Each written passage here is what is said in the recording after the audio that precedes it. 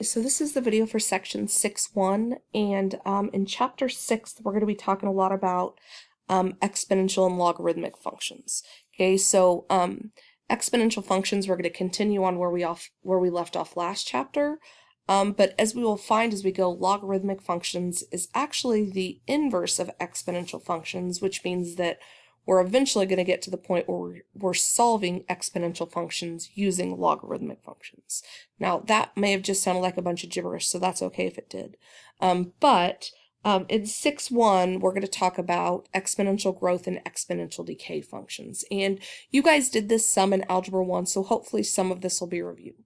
All right, so exponential growth functions, okay, we're going to have a graph, and it's never going to cross the x-axis, but it's going to creep, cross at 0, 1, and then go almost straight up. Okay, so exponential growth functions come in the form of y equals a times b to the x. Okay, so any type of exponential growth, my b value will be greater than 1. Okay, anytime my b value is greater than 1, it's going to follow this format right here.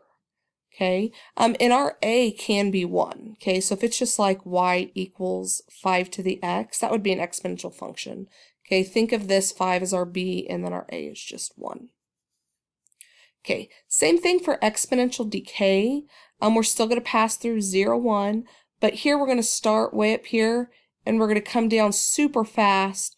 We're going to level off, and we're going to get closer and closer and closer and closer and closer to the x-axis, but we're never going to cross it. We're never going to reach it, and we're never going to cross it.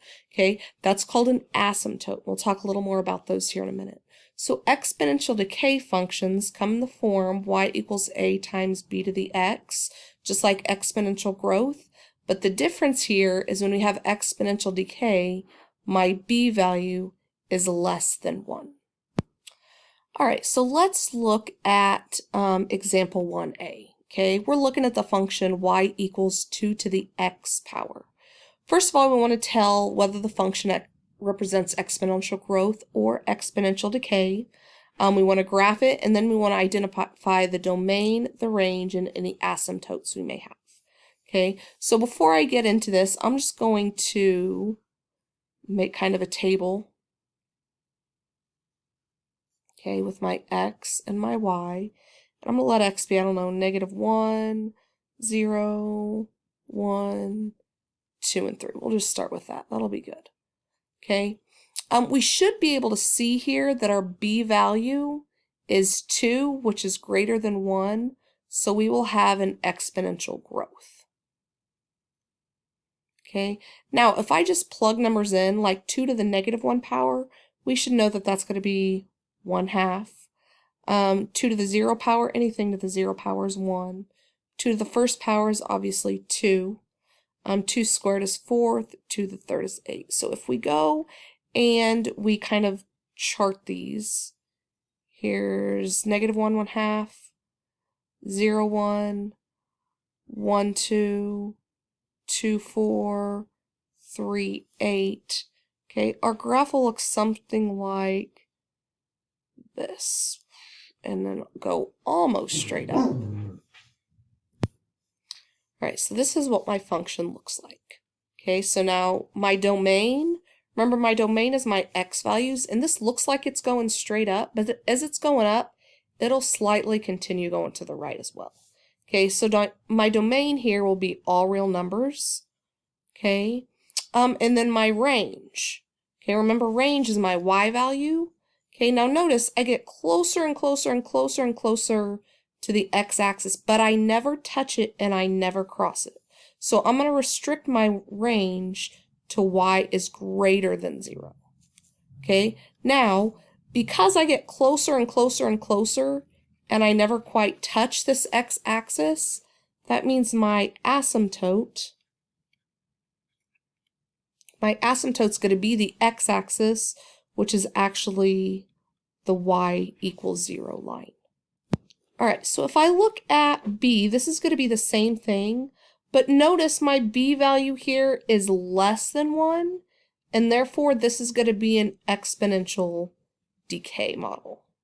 Okay, so it'll be up, down, and over. Okay, so once again, if I make my little chart for my x and my y, and let's let 0 be -3, -2, -1, 0, and 1. And if I let those be my x values, I'll get 8, 4, 2, 0, and 1/2. So that's kind of the opposite of what I had before. So if I were to plot those, it would go something like this.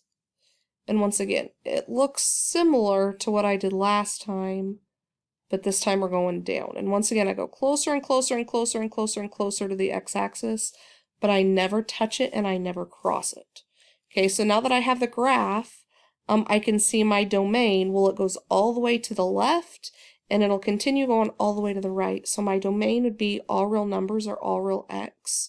You could also write it like that. You could also write it as -infinity to infinity. There's tons of ways you can write all real numbers.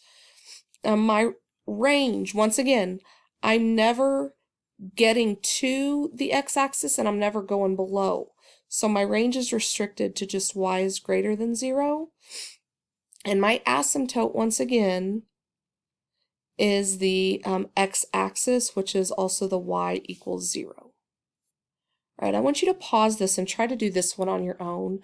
We should be pros at domain, range, y-intercept, and asymptotes may be new, but think of asymptotes as the line that the graph gets closer and closer and closer to, but it never touches. So in these two lines, the asymptote are the dotted lines, okay? That's not actually part of the graph. So go ahead, do these, pause this video, do those, and then we'll check them out. All right, so this is what you should have gotten. On A, our domain is all real numbers. However, x will not equal -2. Okay, that's this asymptote right here. And notice one of our asymptotes is x equals -2. Our range is all real y values, but y will never be 3.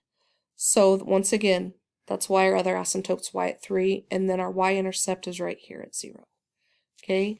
To the right over here, our asymptotes is x equals 5, which is right here. So all real x, but x is not equal to 5 is our domain. And our range is all real y, where y will not equal to 4. And so that's our other asymptote as well. And then our x-intercept, or our y-intercept, sorry, I kind of guesstimated that to be 3.5-ish. All right, let's look at example 3. Okay, now a lot of these exponential growth and decays will come in terms of word problems, so we're going to do a lot of these word problems. So let's get started. Remember, exponential growth or decay is y equals a b to the x. Okay, so it says the value of car y, which is in thousands of dollars, can be approximated by the model y equals 25.85 to the t power, where t is the number of years since the car was new. Okay? Tell whether this model represents exponential growth or exponential decay. So here is our model.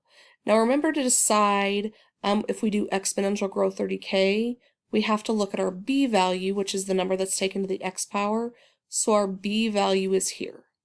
Okay, now remember, if our b value is greater than 1, it's growth, but we know 0.85 is less than 1, and therefore this represents exponential decay.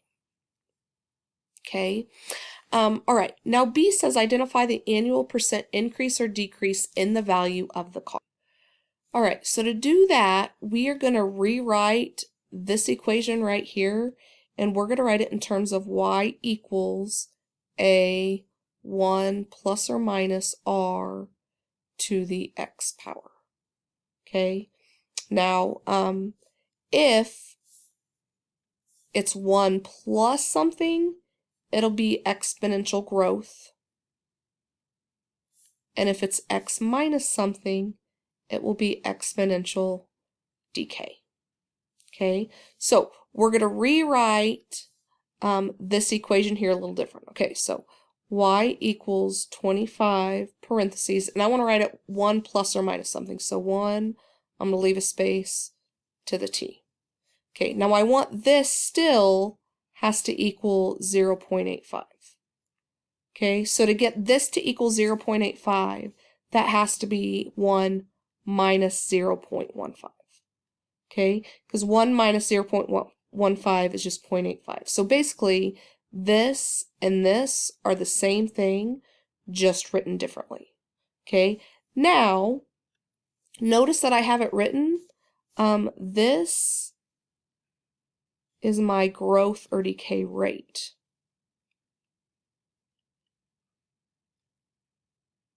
Okay, so notice my rate is 0.15, and because I'm subtracting from 1, I would have a decay rate of 0.15 or 15%. Usually rates are in percents. Okay, now let's look at C. It says estimate when the value of the car will be 8,000. Okay, so we want to know when does this equal 8,000? Well, notice this is already in thousands of dollars, so we just have to write an 8 for 8,000. So 8 equals 25, 0.85 to the t. Okay, now if I want to graph this, because at this point that's the only way we can solve this. We don't have the tools yet to solve this problem for t, which we will by the end of the chapter. So I'm going to subtract 8 from both sides. So 0 equals 25, 0.85 t minus 8. And after I have it equal to 0, I can just say y equals 25, 0.85 t minus 8. Okay, and then I want to go and I want to graph this. All right, now if I come and I graph that equation on Desmos, I'd get a graph like this. And notice where it equals 0, right here at 7.011, that's going to be my x value or my t value. Okay, so I'm going to say when t is roughly 7 years. All right, if you guys want to go ahead and do the monitoring progress, go ahead and pause this and do it, and then check it. All right, so here's what you should have gotten for the answers for the monitoring progress, okay?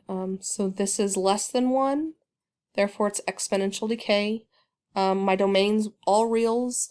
Notice this is just a translation of up to, therefore notice our normal asymptote is the x-axis or y equals 0, so we're just moving everything up to.